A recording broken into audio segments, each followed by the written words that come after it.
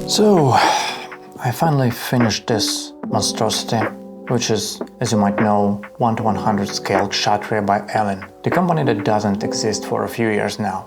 And I have to say, I feel relief, I suppose, not only because this big and complex kit is done, well, sort of done, but I will get to this later, but also because it's probably the worst model kit I've ever dealt with. Let me explain.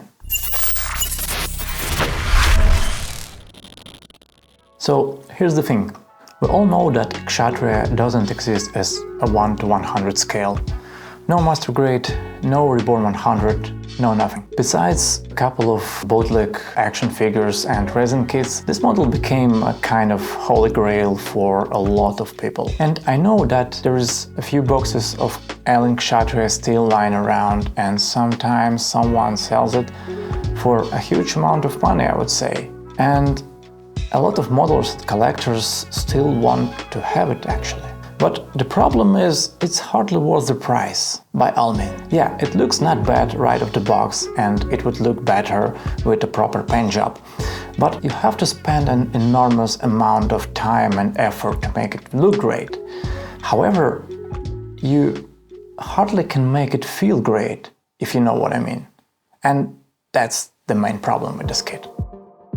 Stability. This kit hardly stands on its own, even without binders attached.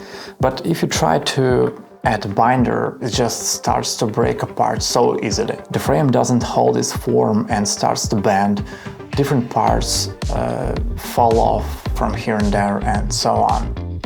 The legs, well, just forget the legs have an articulation.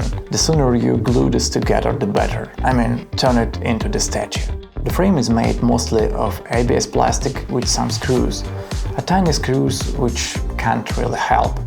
It's just not designed for such a load, so probably you have to think about some reinforcement of the frame and the whole kit. Mold quality.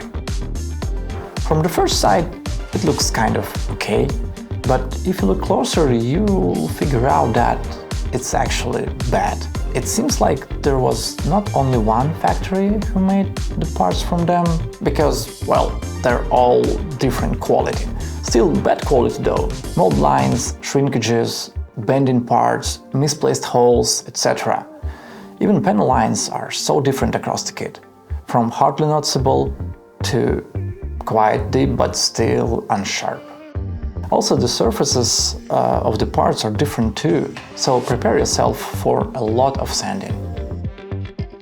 Fitting issues. And there are a lot of them across the kit. You have to double check everything, make some treatment and check again. Some pins are in the wrong places, for example, some parts fit so tight, so you have to do some extra work. That was a lot of work, really. Missing parts. Yes, there is a big chance that something is missing or wrong with your parts. For example, this kit doesn't have proper parts for the hip armor. All four pieces are from the same side instead of two left and two right. And as you see, there is no parts here on the hips. And the list goes on and on. As I said, this kit requires a lot of time and skill, at least if you want to make it look good in the end.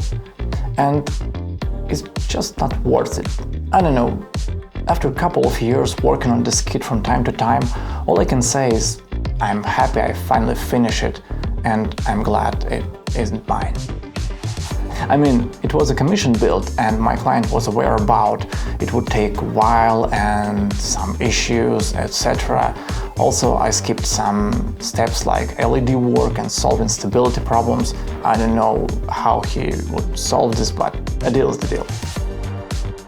As a conclusion, regardless the cost of the kit itself, if you ask me about is it worth as a commission build, I will say no. Definitely no.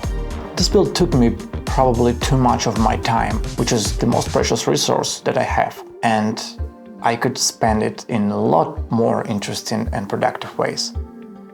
And more fun too. Anyways, I'm done with this kit and at least it looks good. Definitely good. And that's probably it. See you around.